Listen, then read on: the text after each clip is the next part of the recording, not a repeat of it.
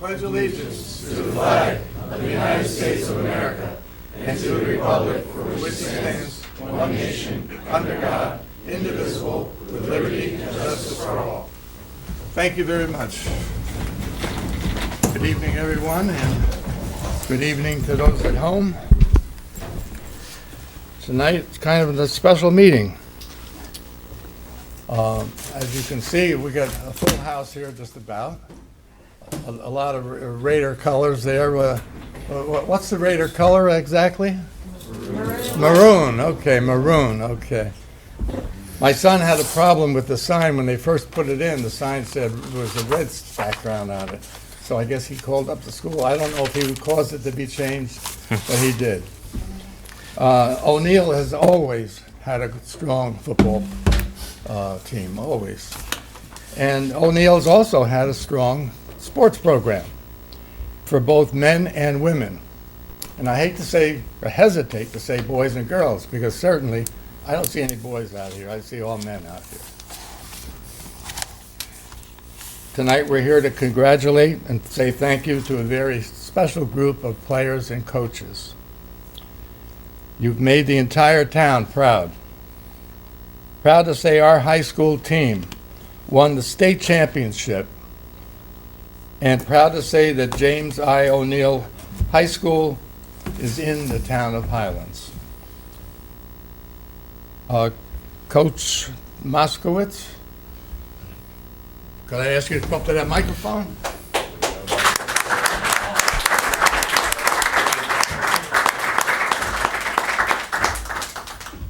Coach, we're all very proud of you and your boys.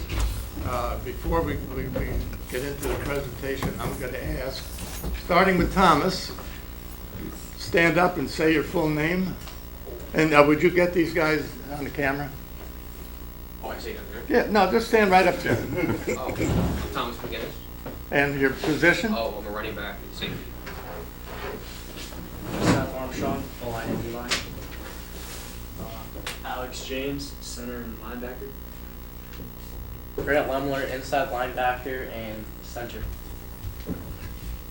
Joshua Cray, wide receiver and cornerback. Joseph Hurtado, tackle at the end. Jaden Spain, receiver and safety hitter. Alfred Geraldo, defensive lineman. Austin Burrows, defensive line and offensive line. Peter Rodriguez, defensive end and wide receiver. Outside linebacker and wide receiver. Ethan Rodriguez, middle linebacker and running back. Center and linebacker, that's close to my heart, because that's what I did. Close to my heart. All right. That's the hardest position on the field, right? We got that. All right, okay. Coach, as I said, we're all proud of you, very proud of you.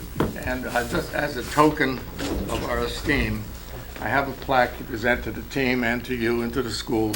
J.I. O'Neill Football 2022, New York State Section 9 Class C champions. Congratulations from the town board. Good.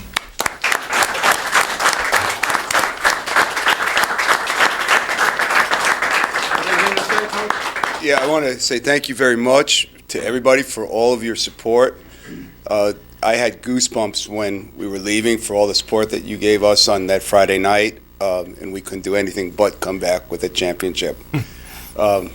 Great kids, great bonds that we have with this team, great community. Just so honored to be part of it. Thank you. I'm going to shake your hand. And who would like the town board to come down and shake hands with the boys? Men. Sorry, Ty. Gentlemen, meet the town board. How are you? Dean Yeager, nice to meet you. Nice to meet you. Congratulations. Hi, Coach. Thank Richie you. Sullivan. Congratulations. Thank you. Awesome job. Thank you. Richie Sullivan. Congratulations. Congratulations. Great job. I was at that game, by the way. Thank you. I didn't know you played center to the last game. Bethany, who's yours? Great job as a linebacker. Big crowd. When your answers come up here, we can do a picture with them.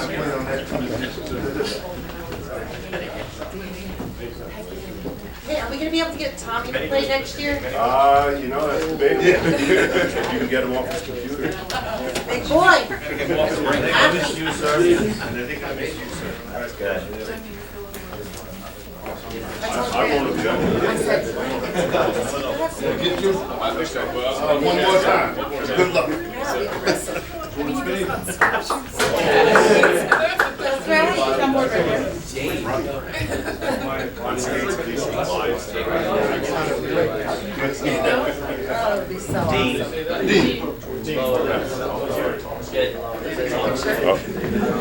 Hey, football players, can you make yourself seen behind them for me?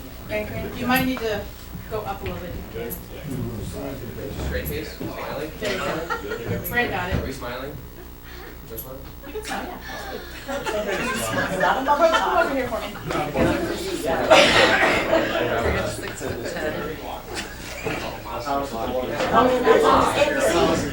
And, Coach, you go back. Seven Thomas, right? Okay. Okay, football players, can you see me? Yeah. Okay, here we go. Perfect, thank you.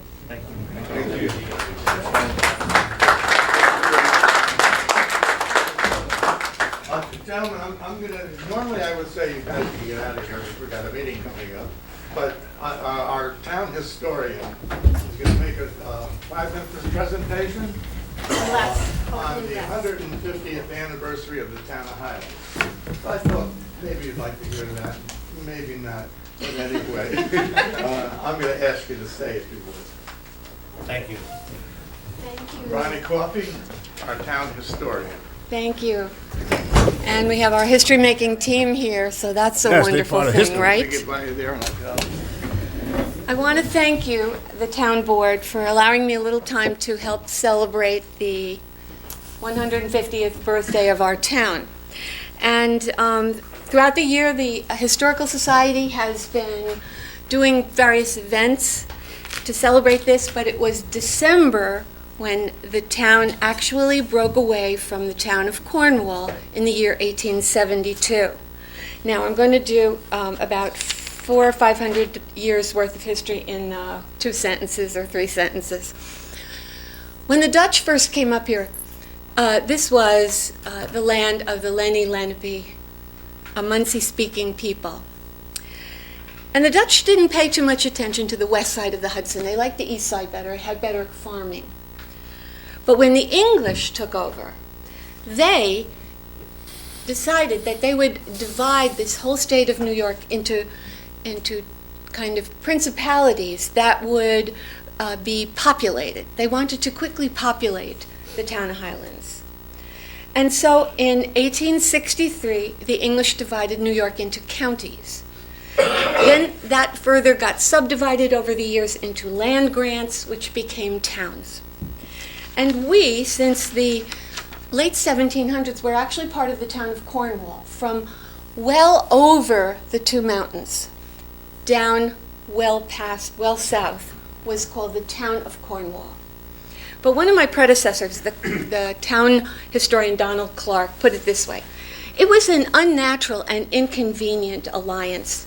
To transact public official business together required people of one part to travel over long and difficult mountain roads to the other part, or to take a trip by the river.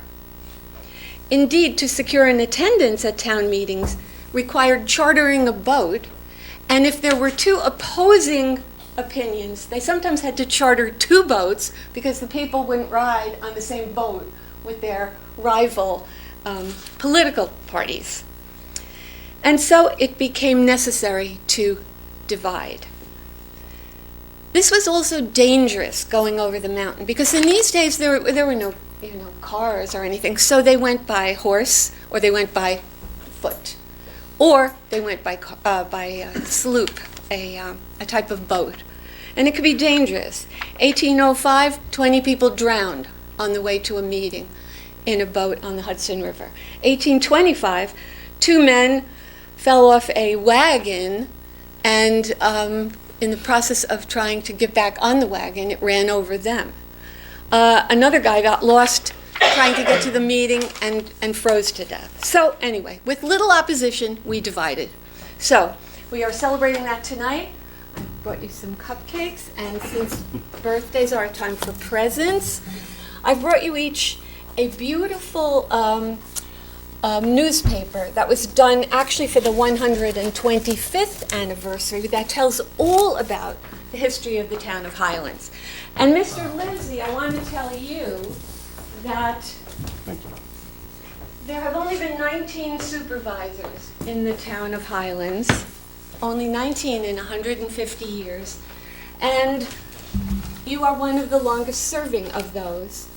And you'll probably recognize the other 5 guys, or the names at least: Jeremiah Drew, Louis Goodsell, Carol Parry, Leo Graber Jr., and Henry Parry Jr. These names are still well known in town.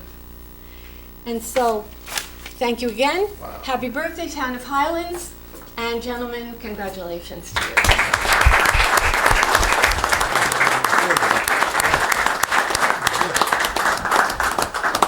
All right, we got a boring meeting coming up. You gentlemen can stay or you can leave.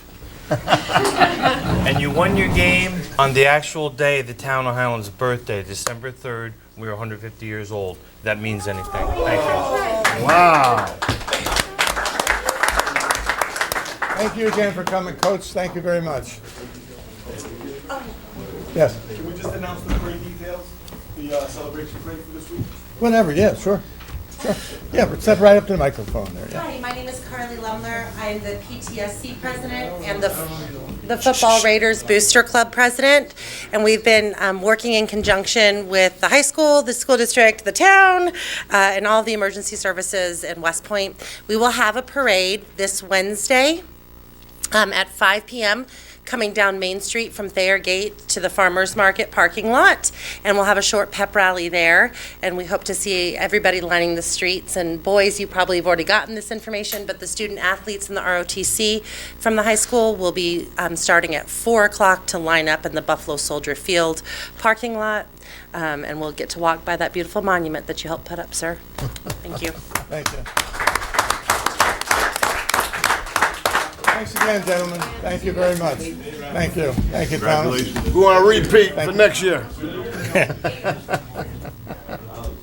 I was going to ask him about next year. You're losing 18 players. Wow. Yeah, that's always a challenge, right? Turnover. That was a great. You see this guy, Jeremy, the one for CC? He's here. Oh, okay. Jeff. Yep, he's here. I should have offered these to the boys, but there probably wouldn't have been any left. Okay, next up we have That was great. I wish I would have recorded her. CCA representative Jeffrey Dominski. Domansky, yeah. Domansky.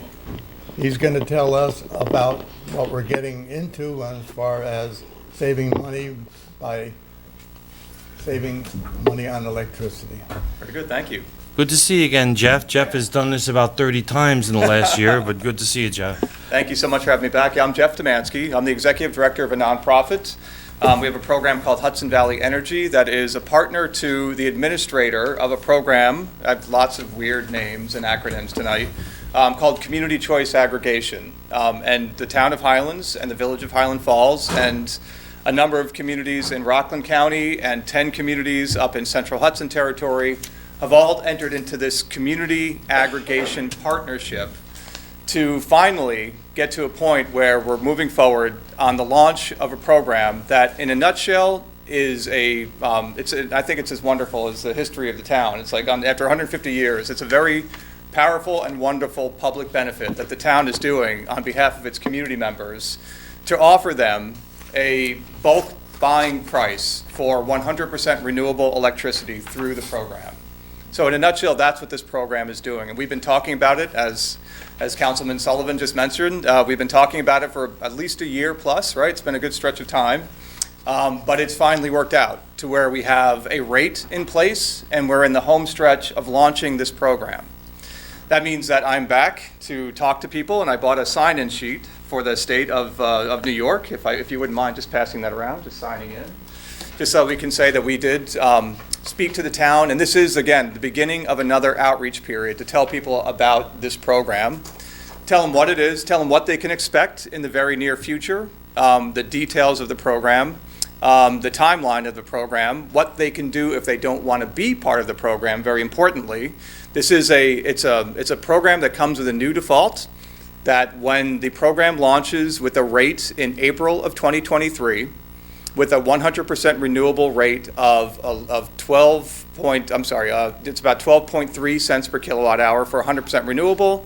There is also the option to stay in the program and take advantage of a standard rate that's fixed also for 18 months. That's 11.9 cents per kilowatt hour.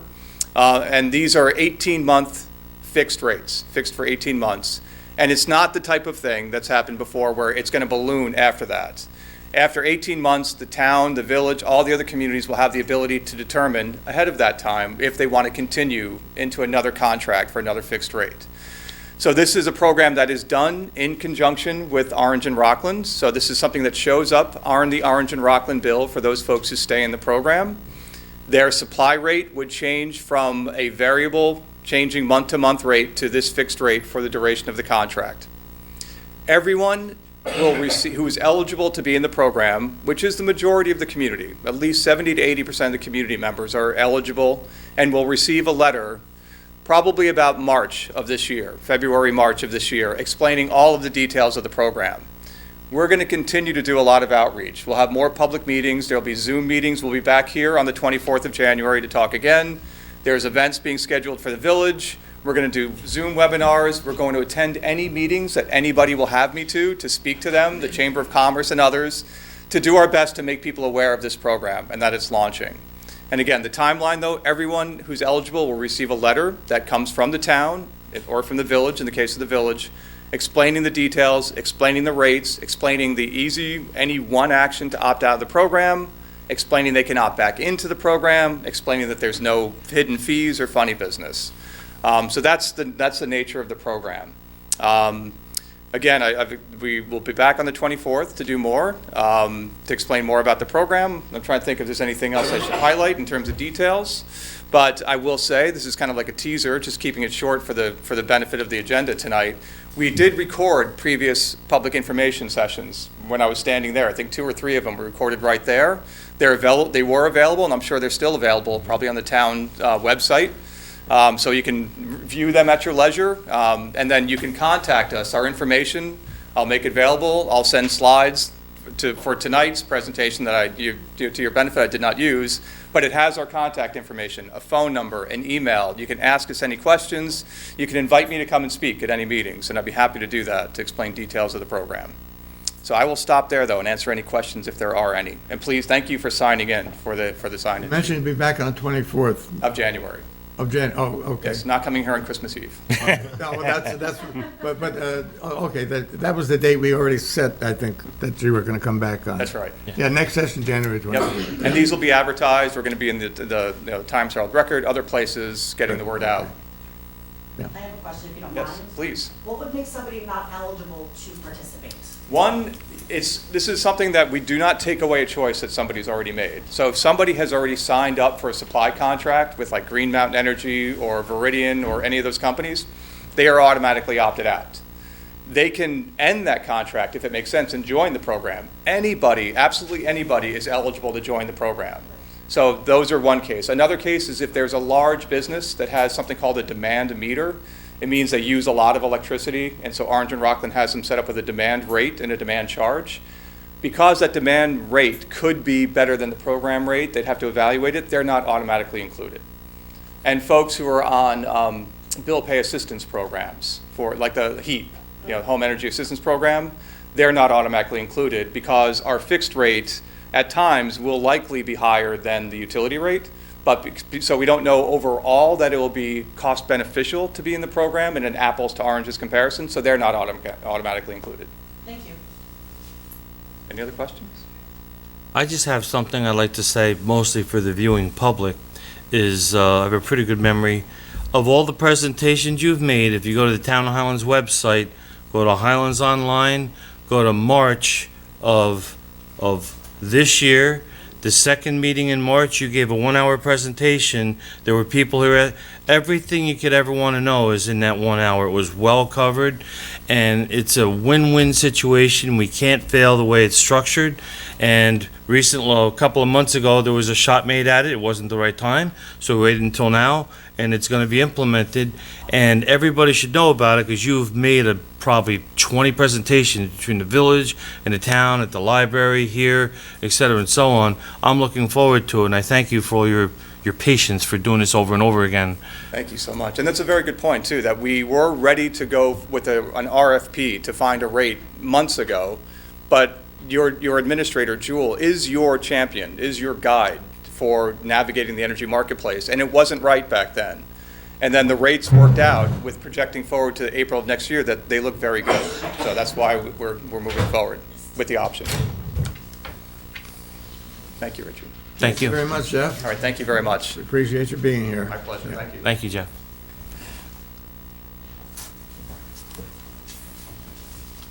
Okay, carrying on. I transferred $116,417 from the consolidated account to the accounts payable to cover this week's check run. Some of the higher amounts were Global Montello for diesel, $3,448. Mobile Life Support, $1,825. O&R for utilities, $3,668. Gorman Brothers for crack sealing down on the roads there in Fort Montgomery, $52,632. Rockland County Solid Waste Hauling, $12,305. And New York State Municipal Workers' Compensation Quarterly Payment, $32,734. We also have a number of, not as bad as last meeting, but a number of budget transfers. We're going to transfer from the assessor personal services to the assessor legal action, $350. County chargebacks were higher than budgeted. Town hall renovations to town hall contractual, $2,000 for new custodial services. Building consultants to building cell phone, $400. Cell phone expense is over the budget. Health insurance to health insurance buyout, $7,610. Buyout expenses were higher than budgeted. Highway garage, other to highway garage utilities, $1,500. Utilities higher than budgeted. Sanitation landfill to sanitation fuel, $17,000 for the increased cost of fuel. Highway personnel services to highway fuel, $3,200 to increase cost of fuel. Garbage can sales reserve to sanitation supplies, $745 for the purchase of garbage cans. Recreation revenue to recreation supplies, $2,710 to move grant money to cover purchases. Do I have well, first of all, do I have a motion to approve the? I'll make the motion. Do I have a second? Second. Any questions? No. All in favor? Aye. So carried, thank you. Board liaison, Councilman Sullivan. Thank you. Give me a moment to get to my page. I'm a little bit disorganized here this Well, evening. we'll let you do that, we'll get Councilman King. Okay. Good evening, everyone, and good evening, everyone at home. Very brief update from me. I'm just going to talk about the Town of Highlands recreation for our seniors. Friday, December 16th and Friday, December 30th, events that were scheduled for the senior center have been canceled. Few things that's already on the agenda going forward are Saturday, December 17th at the Winter Market, Holy Innocents Parish Hall, 10:30 a.m. to 11:30 a.m. It's a social hour. Refreshments, shopping, music, and raffles. Additionally, the O'Neill Chorus will be at Holy Innocents at 7 p.m. And for those who don't know where that's at, it's 401 Main Street. And then, looks like every Saturday afterwards, we'll be having something going on from bingo to chair exercises. So the bottom line is we're continuously trying to make sure that there are things to keep our seniors vibrant. And so please try to support that. One thing I would say in the realm of emergency management, obviously the weather has changed. I woke up this morning to see a beautiful snow on the ground, but with that comes some risks and some hazards. So everybody out there, number one, make sure your vehicles are in good working condition. And number two, slow down on the roads out there. That's all I have. Just a comment, beauty is in the eyes of the beholder. There was nothing beautiful about that white stuff. Councilman Sullivan. Thank you. So I, as I do at every meeting, I announce that the ZBA meets on the third Wednesday and the planning board meets on the third Thursday. This month, they wouldn't be in the same week. So the planning board will be meeting this Thursday night. I'm not sure what's on their agenda, and I won't be able to make that meeting because I'm working nights. Small agenda. Okay.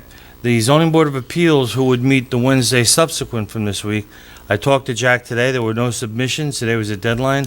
So I'm going to say they won't be meeting this month. And if they do, the deadline was 4:30 tonight. Nothing was in. So if they do, it would be out of the graciousness of somebody allowing an applicant to move forward when they didn't meet the demand of the time frame. With the sewer department, we didn't do the DMR yet, so we don't have the flows for the month of November. I spent a lot of time over the weekend and even today sending stuff to Dawn from Lankin Tully. We talked about that EPA visit with a letter of non-compliance, not a violation, non-compliance, and some responses were needed to be done. Today, I sent some plans from the sewer plant to Dawn, and I have to spend a little time tomorrow sending her 12 months of DMRs. That's not going to be that's going to be a 3-hour project, but I'm going to do that tomorrow and get them to her. So they're working on that. She did communicate with Jimmy down at the sewer plant. We all know he's part-time. I think he gave her the answers he was looking for. So we're moving forward. I expect no delays on that. My notes aren't all that good tonight, as they usually are, but on water, we met here on December 1st. And I love those meetings. Everybody was there. Gary was there. Tiffany was there. Kelly was there. Justin was there. John O'Rourke was there. Bob was there. And myself. You can only have 2 board members. Otherwise, other ones would have been there. And we had a gentleman named Lloyd Reisinger from a firm that we're not sure what direction we're going to go with them yet to do a full audit, which I believe to be necessary, of all 436 billable customers in Water District 1 and Water District 2. It was a great meeting, except after the meeting, I wasn't quite sure what Roy's submission was looking to do. All I'm interested in right now is auditing the Water District and moving forward from there based upon advice. So that's a work in progress. I haven't gotten back to him yet to know what we're going to do, to tell him what we're going to do. In the building department, and I want to thank Gary and Kelly and Justin and everybody who came. It's great when we all meet together because I don't like making 35 emails or phone calls. It's easier to have everybody in the same room. So for the building department, I'll first read off the report for the month of November. There were 19 permit applications received, 18 permits were issued, 6 certificates of compliance, 33 building permit inspections, 58 fire safety inspections, 81 violation notices were issued, 81. 27 violations were closed out, 5 municipal searches were completed. There were 0 zoning or planning applications received in that time frame, and there were 12 FOIL requests. I tend to be probably a little bit more honest in what's for our own good. So I've had a lot of complaints about the Bagel Cafe, the former Bagel Cafe in Fort Montgomery. All right.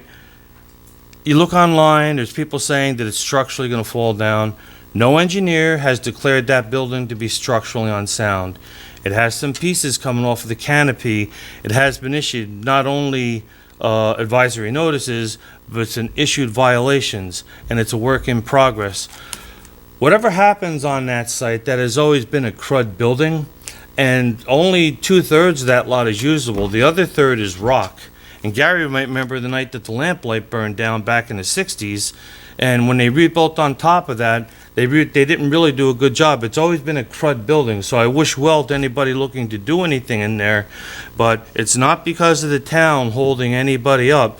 And if you look in that general corridor of 9W, it's permitted to have car sales, it's permitted to have used car sales, and there's some lots there that are perfectly compliant with the planning board, and some of those lots, if you tried to turn them into anything than what they are, you're doing 40 being tailgated going down 9W.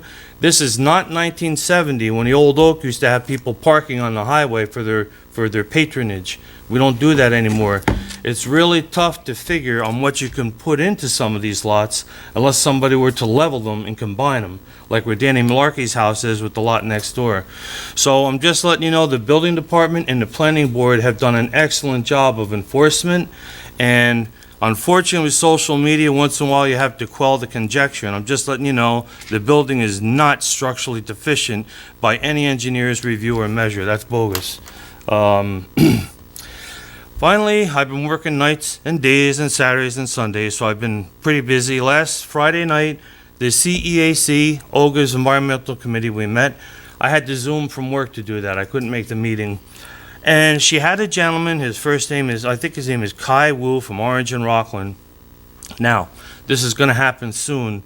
They're looking for areas to do a pilot program to sink what I'm going to say are heat pumps, where they put pipes into the ground, and it's a passive, not solar, but passive, where you heat and cool based upon ground temperatures. And this gentleman, and this is sponsored by O&R, believes this to be a trend that is going to be part of the future. And he was looking for suggestions from the town of Highlands on, the village included, on where it might be a good place to start this. I'm not going to announce that publicly right now, what I thought, as I was at work and it came off the top of my head. But at our next meeting, because this is going to be implemented by March, and he believes it to be the future for a lot of areas for reducing not just the carbon fuel thing, just energy use in general.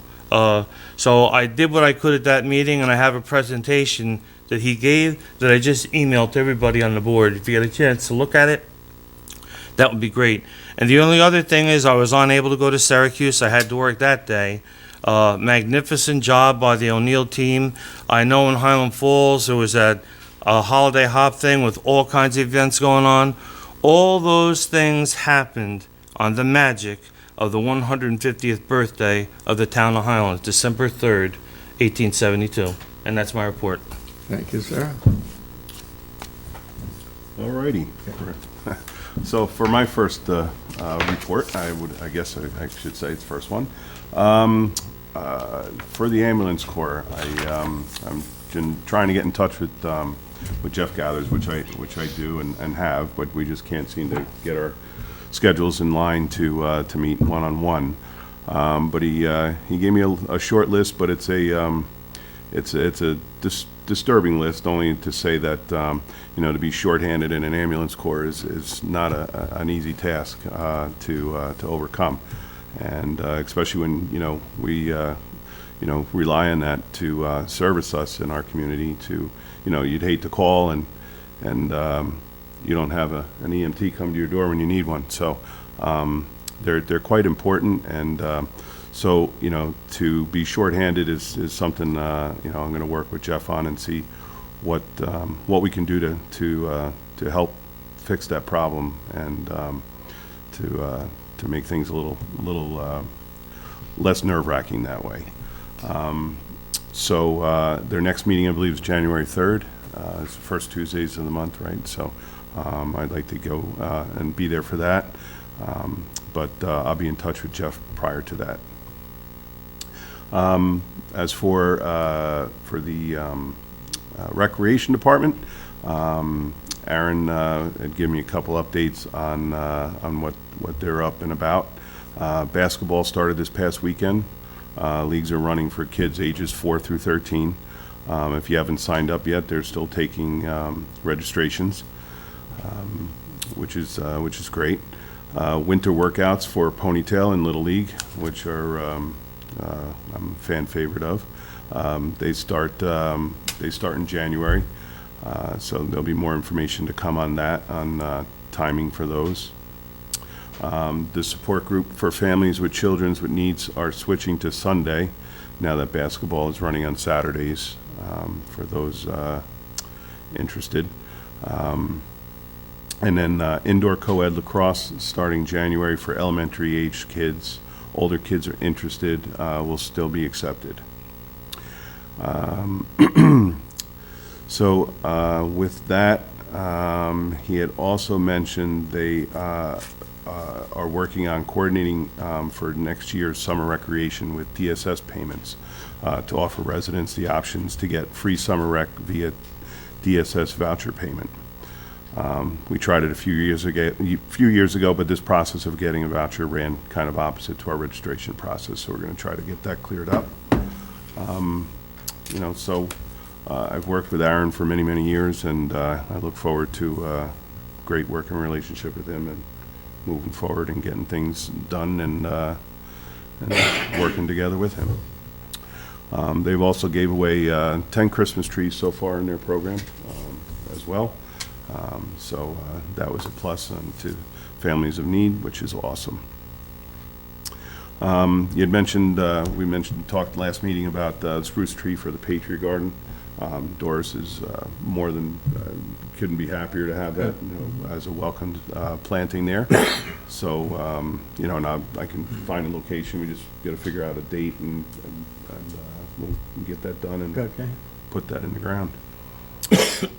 And then sewer planting, that shouldn't be much of an obstacle. That'll be, relatively simple, and we can get on that. This time of year, usually nurseries are always trying to get rid of the rest of their stock that they have left over for the winter, so you can always find a good bargain as well. So, which would be, something I can look into further and move on from there. Thank you very much. The owners of the, excuse me, Richie, the owners of the Garrison House, he called me up, and he wanted to come to tonight's town board meeting and bring all his plans and everything. And I says, wait a minute, you've got to go to the planning board. We can look at the plans, and you're welcome to come to a meeting, but the planning board is your next step. There's a number of things he wants to do there.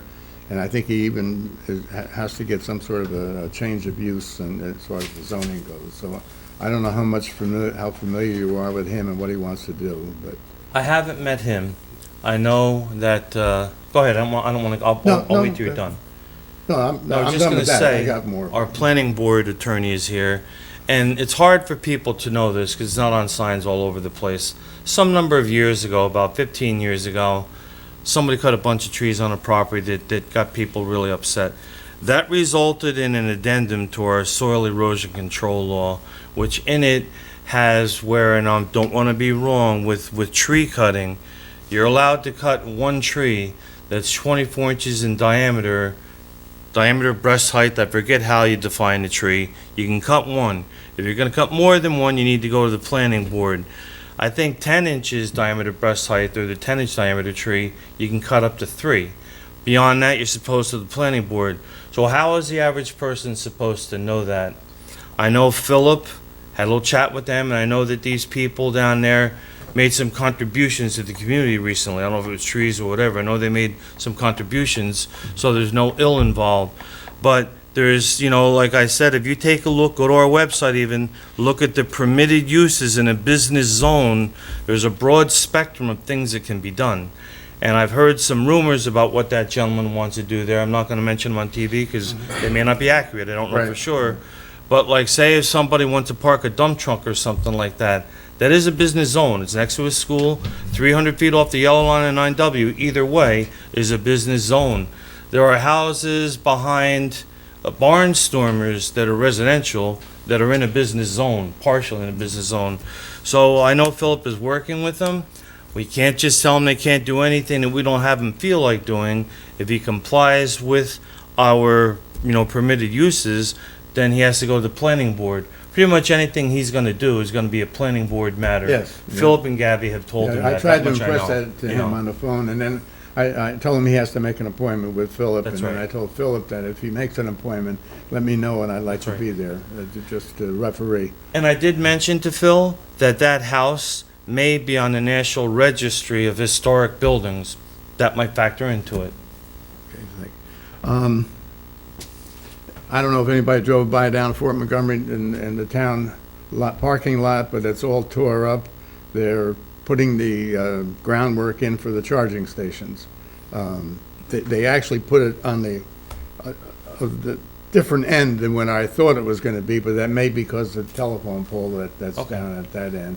But they dug up the line from the telephone pole to where the charging stations can be. I think they even dug that up, but they were out there working all day today. So I'm not, it's going, it's moving. Good. Very good. And I still say that was a great deal we got into there, where this is all being done without a nickel being spent by the town, and we'll get nickels revenue when it's finally in there. So, and finally, on my end here, Gary, how do we make out with that sewer line on, what's that road? Last time I talked to the resident, it was a private issue, and they were taking care of it. They were, okay, excellent, okay, excellent. Because we've more or less found out, what's the name of the road there, Gary? Rivercrest Road there. The sewer line belongs to the trailer park. The force line. Yeah, Yeah. yeah. And this particular person was hooked into that, and for some reason, there was a plug, and it wouldn't drain. So he got a hold of us, and we straightened out some things that he didn't realize. He says, well, I'd pay for sewer. Well, and water. I pay for sewer and water. I said, well, you pay for sewer, but you're only paying because you're, or no, I take it back. He said, I pay for sewer and water. I said, you don't pay for sewer and water. You only pay for water, and you're only paying for the administration charges because you're not getting water, so there's no water on your bill. As far as the sewer goes, you're not paying for sewer because you're not in the sewer district. That's so, even though I sound like I was mixed up, I got him straight with it. Well, I apologize to you and Gary, Tiffany. I lost my phone in the snow today, so I had no, it was one of the most peaceful days of my life. I didn't have any ability to answer any phone calls Leave it home till when you go to work later in the day. All right, dial-a-bus safety plan, that's not ready yet. Tiffany will have it ready for us and send it off to the town board as soon as she gets it. She doesn't have it yet. So we'll do that at our next meeting and our next meeting, while I'm saying it will be on December the 27th, which is a Tuesday night, which is an odd night for us, but it's a Tuesday night, December 27th. Local law to memorialize the code for re-levy sewer. Justin, take over. Did you say for sewer? Yeah, this would be the sewer one, I know. Sure. This is a very straightforward local law. You have a whole chapter in your code, 146, on administering your sewer systems. There's a penalties section, and this law would add one provision to that, a section D, for unpaid rents, rates, charges, and penalties to be a lien on real property. This has been the practice and the custom in the town, but it wasn't necessarily explicitly stated in the code, so this law would make that explicit and would set a public hearing for your December 27th meeting at 7:10, because the other local law is going to have a public hearing as well. Okay. So I'll ask for a motion to introduce and schedule a public hearing to receive public comments concerning the enactment of a local law amending Section 146-13 of Chapter 146 entitled Sewers of the Code of Town of Highlands. Motion. Second? Second. Roll call, please. Councilmember Sullivan? Aye. Councilmember King? Aye. Councilmember Yeager? Aye. Supervisor Lindsay? Aye. Justin, you're up next. Sure, and just so I don't forget, June, you did get both public hearing notices, Yes. right? Mhm. Okay. Thank you. The next local law is a little lengthier, and it has to do with enforcement of two New York State codes, the Building and Fire Code and the Building Energy Code. And some years ago, you passed, again, you have a whole chapter in your code related to this. The state made recommended changes to their rules as to how these codes should be enforced. Really, 99% of this law falls upon Phil and the building department to administer the codes properly when they get building permit applications. But the state suggested several changes, some definitional changes. But so this is just an update of your code to keep up to date with the most recent recommended changes by the state for both the, again, the fire and building code and the building energy code. But the law's about 30 pages. If you want me to go into more details, I'm happy. Oh, you can read all 30 if you'd like. I had to. As long as the town clerk is ready to take notes on them all, the whole 30 pages. Okay, got you. All right, resolution to introduce and schedule a public hearing to receive public comments concerning the enactment of a local law amending Chapter 82 entitled Building, Construction, and Fire Prevention of the Code of the Town of Highlands. I ask for a motion to move the resolution. Motion. Second. Roll call, please. Councilmember Sullivan? Aye. Councilmember King? Aye. Councilmember Yeager? Aye. And Supervisor Lindsay? Aye. Bob, just real quick, you may remember, Jeff is here, which is a good thing, because Beacon is like model town for this stuff. Olga had me pushing to try and have us become, not a climate smart community, but there was something where the deadline was last December 31st and they extended until June of this year, and I can't remember what it was called. And basically, it had we implemented it, people building to meet the code would be told that their expenses might be 15 to 20% more now, but getting return on it after 6 or 7 years. With everything we had going on, I said there wasn't enough Richie go around to make this all happen. However, our building inspector is versed. He's been trained in this code, so we're ahead of the ball on that one. And our consultant has that same training. So we have people that know this code downstairs. Thank you.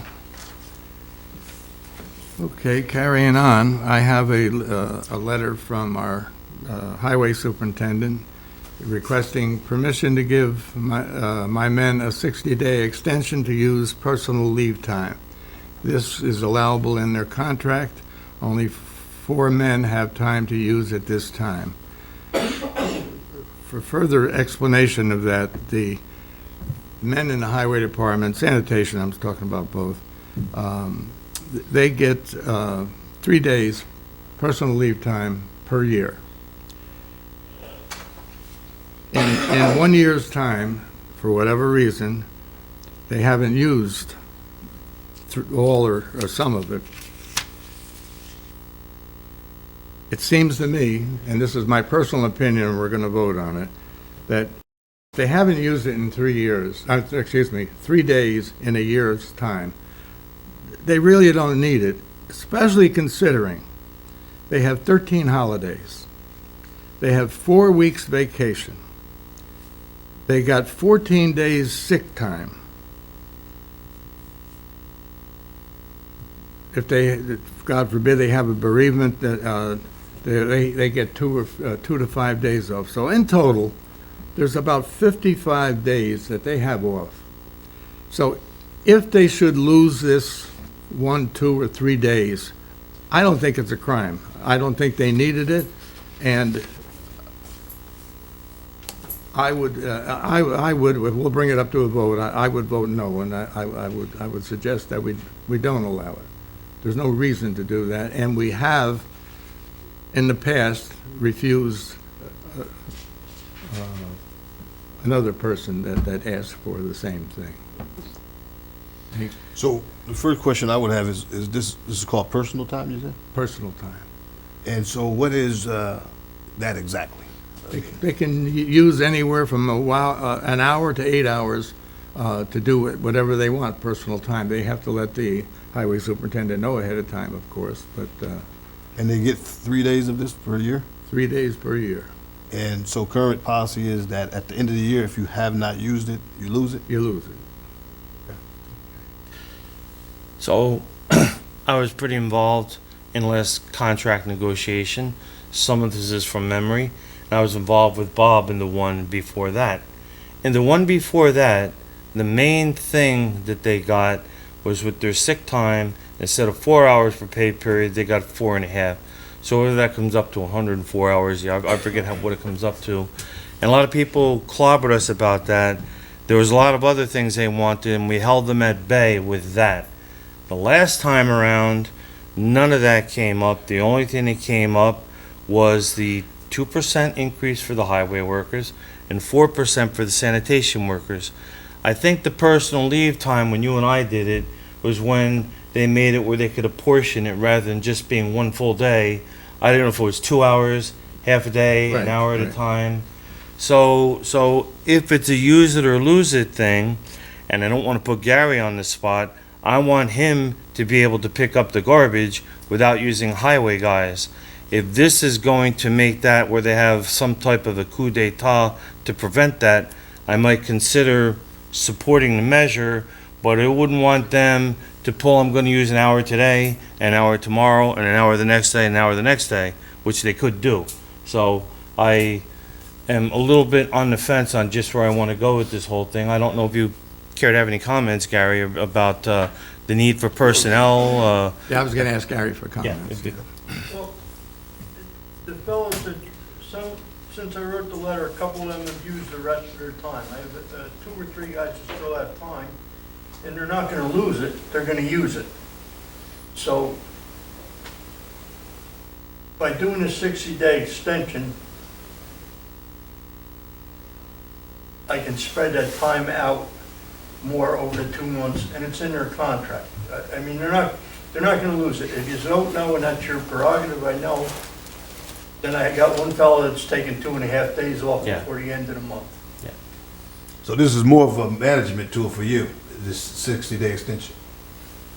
It is, I get guys that also that have to use vacation time by the end of the month. So it's gonna alleviate some of my shortage from now to the end of the The month. holidays are here, heavy pickup season, so. And before Gary came, I'm not finding fault with anybody, just stating that there was a lot of sanitation people taking a lot of sick time off. I think there were a couple of them that were only down to having maybe 10 hours in reserve. They were using it a lot. I think that has been slowed down a little bit. I want to see the garbage be able to be picked up without highway guys. So I'm not differing in opinion with anybody, but I'm not so sure this is that far-fetched of a request by these people. That's my position.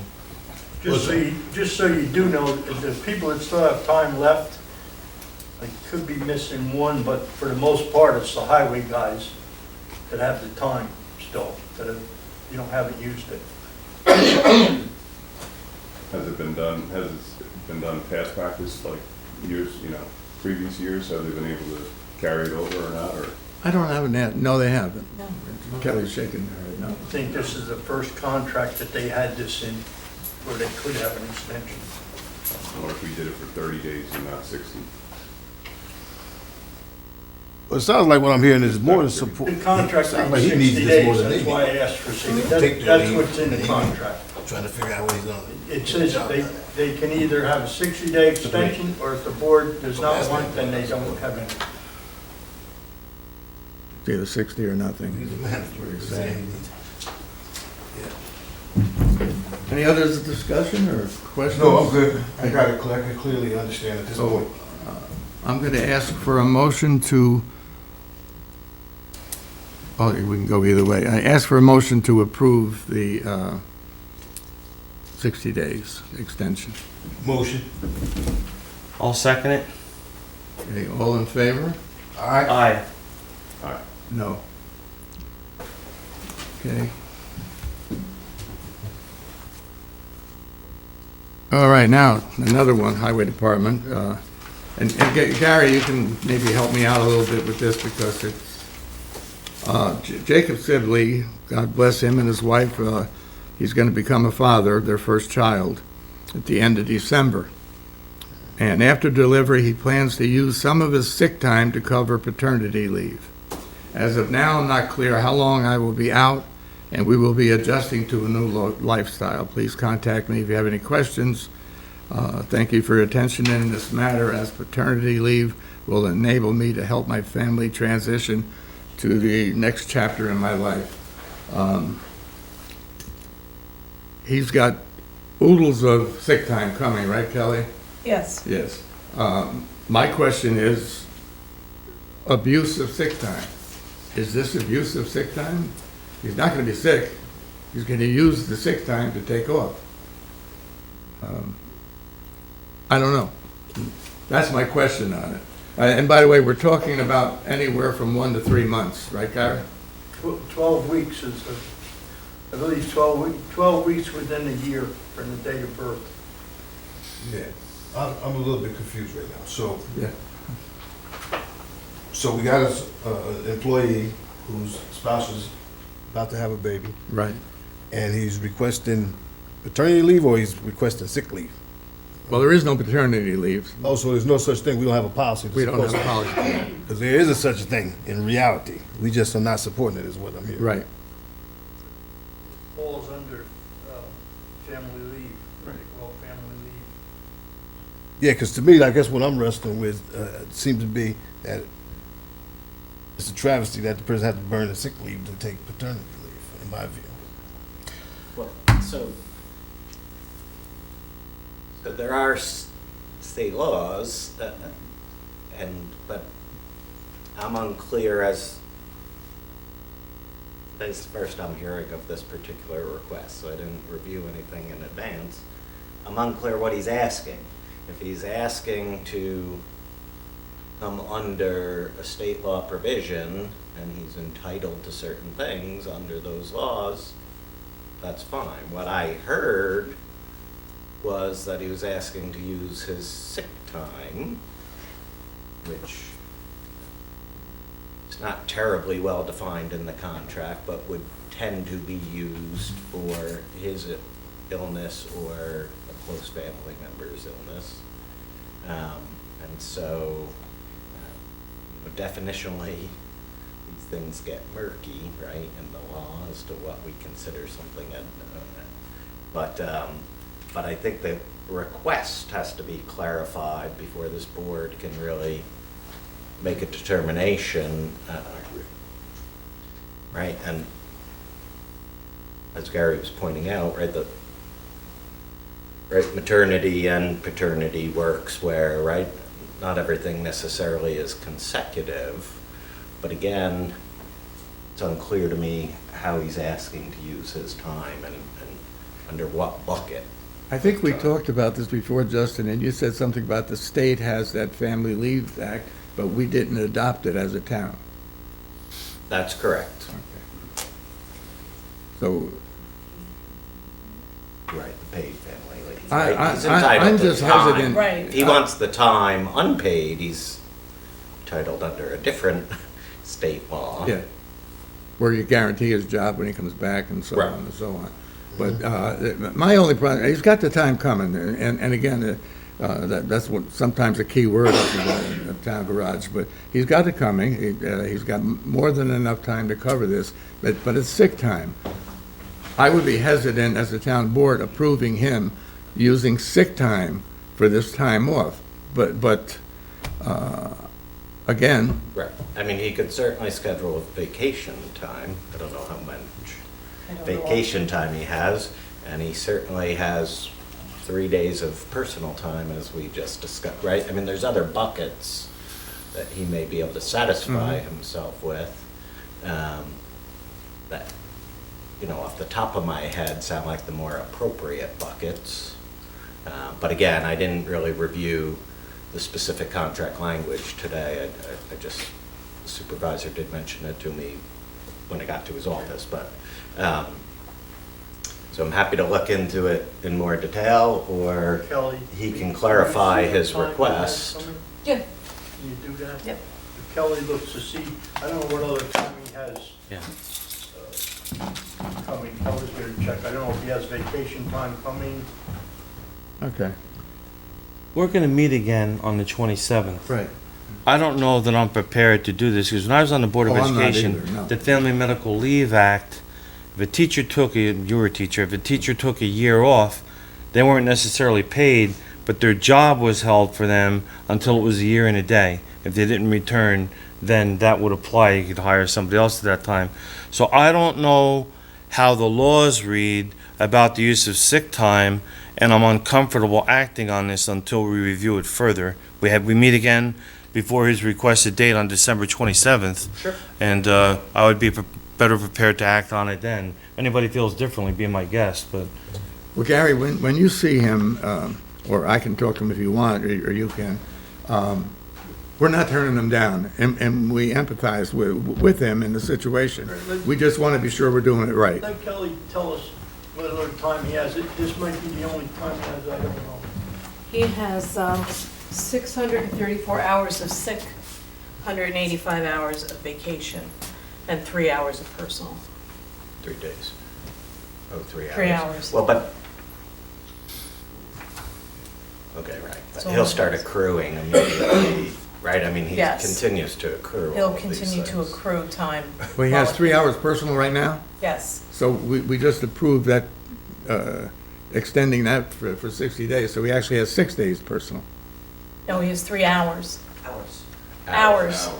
not Oh, even 3 3 hours, days, that's 3 right. hours. But he'll be Okay. given 3 more days on He'll be gi- January. Right, he'll get 3 more days on Yeah, January okay, 1st. yeah. Here's a question. So paternity, what was it, Justin? Was it Paternity Act, you said, the state law? Family Medical Leave Act.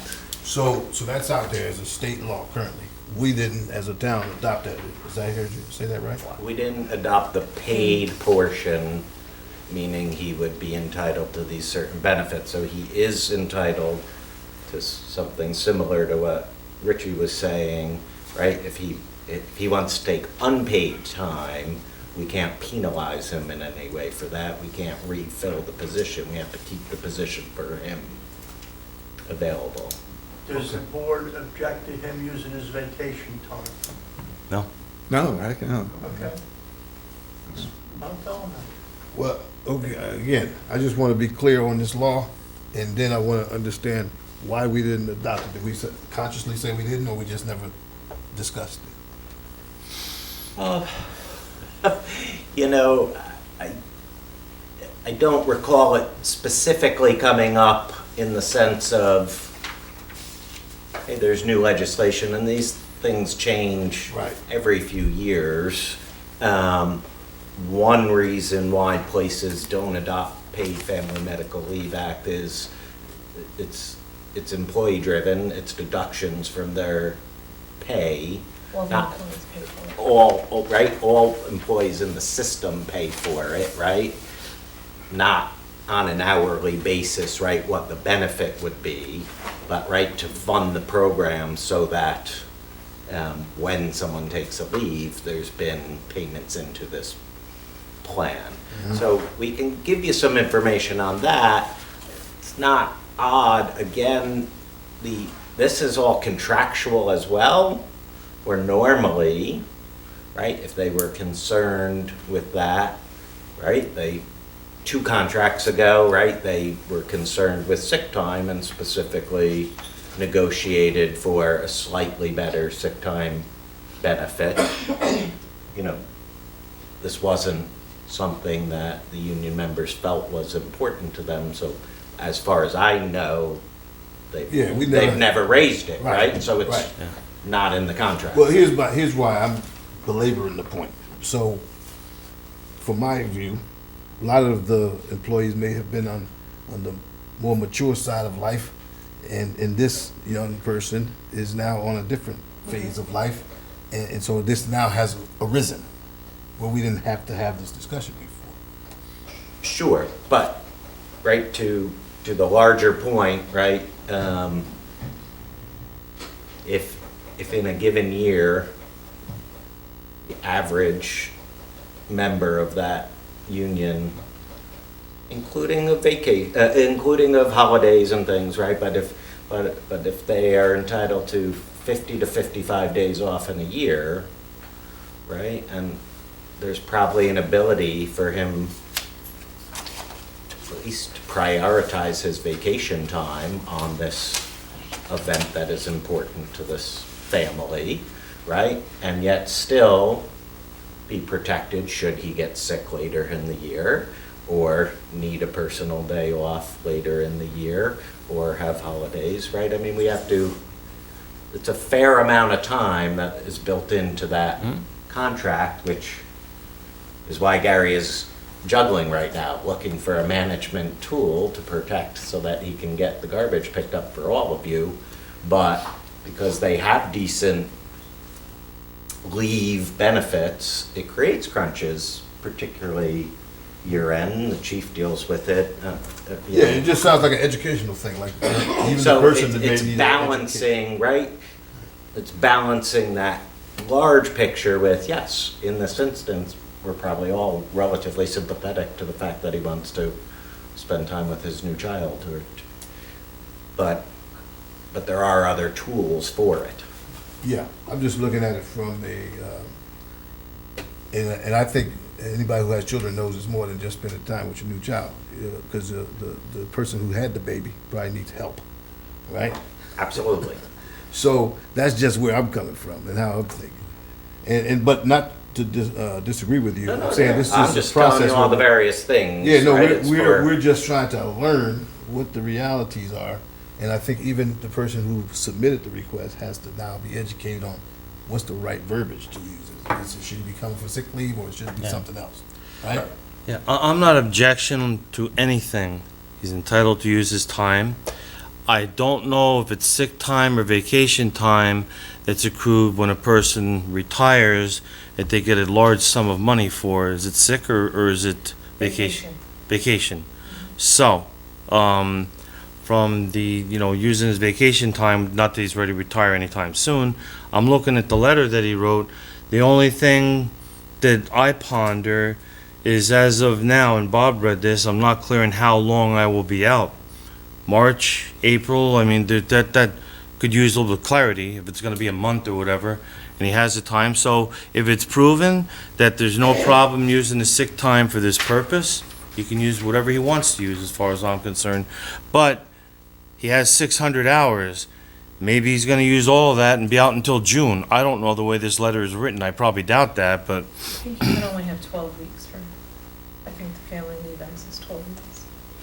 Within a year, not necessarily consecutive.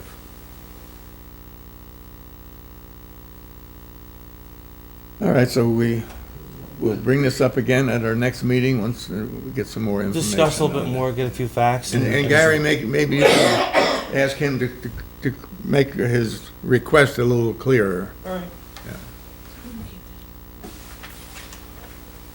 right. Chief, do you have it? No, I got one more thing on the agenda.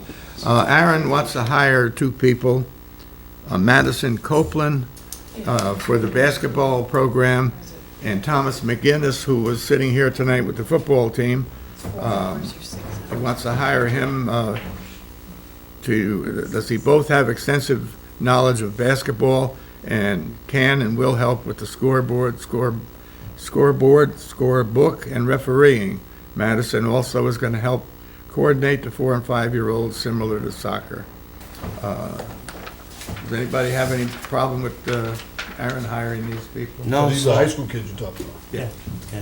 No, Sloan, because a year ago it was a thing with the referees had to have certain criteria to do that. So he's hiring outside people. as long as these kids can measure up to do that, I'm all for it. Yeah, I'm good with it. So Kelly, we're gonna hire them at the last year's salary for Madison, and Thomas will get the same salary as Madison. Everybody okay with that? Yes. Chief, you have anything for us? Last month, let's see, we responded to 209 calls for Wait, service. time out, Chief, time out. Come up to the microphone, only because so the people at home can hear what you guys are doing. So last month, we responded to 209 calls for service, 285 directed patrol assignments, totaling 494. 20 of that were motor vehicle accidents. Handled 8 cases and had 1 arrest, which was for an assault. That was last month. Thank you, sir. May I I'm ask sure, where I'm those- sure, go ahead. Sorry, can I ask where most of those accidents were? Just out of curiosity. The majority were 9W, Right. with several being on a specific bridge. Just- Specific bridge and then some in a certain traffic circle. But a large majority were 9W involving rocks, animals, and wet roads. Gotcha, thank you.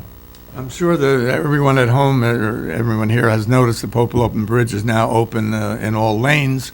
However, I don't know if anybody knows, they will be back in the spring to do the same thing that they've been doing for the last 2 or 3 years. So, Well, if you look closer, you can see their equipment still in the oh yeah, side of the road. yeah. And just to warn everybody, the ice has started. Very good. Just now, we have a rollover on 9W courtesy of the ice. Right now? Right now. Okay, I'd like to call a, I got one thing before you go to executive session. Forgot. okay, go ahead, give us your one thing. Yeah, Town of Highlands United Youth is a group that's been doing great stuff this whole year, led by Miss Sally Dortch, I hope I pronounced that correctly, and Miss Dee Marino, who is the widow of the late retired Detective George Marino. She owns this little store down on Main Street here. But these kids, they get together for various events, fundraisers, for the sole purpose of doing good in the community. One of those things that they've done good is Memorial Park, if you hadn't been by there, is decorated, gives you the Christmas spirit. Well, that's the people that did it. So I just want to say hats off to those folks. Thank you so much for all you do in this community. I didn't hear the young lady who said something about a parade. Wednesday That's night. not the Yeah. Christmas parade. That's No, something so different. there's 2 parades, that's Okay. right. So that one's Wednesday night for the football. At 5 o'clock. December 17th, which is Saturday, is the Christmas parade that these folks are also organizing. And, oh, by the way, I'm glad you reminded me, because they requested for us to be present. I told them that the supervisor may not likely be present, because, I'll be working, yes. but one of us, if not all of us, will come out and support, because I just know how you, but you're working nights now, right? So you may not. Is this Saturday night? This is Saturday. I think I can make Saturday night. Okay. And when, You good too? this coming So we'll be Wednesday, there. this coming Wednesday is the football? That's the football. Yeah. 5 p.m. This coming Wednesday, okay. Very good. So 6 p.m. Saturday. Give them some free wings to throw out into the crowd. There you go.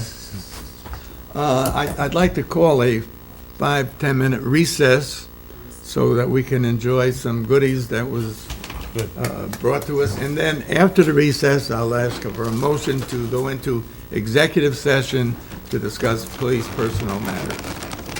We don't have to do anything, we're in recess. I need a, Motion to go into recess. no, motion to go into the executive session. Motion to go into executive after recess, after 8 cupcakes. Second.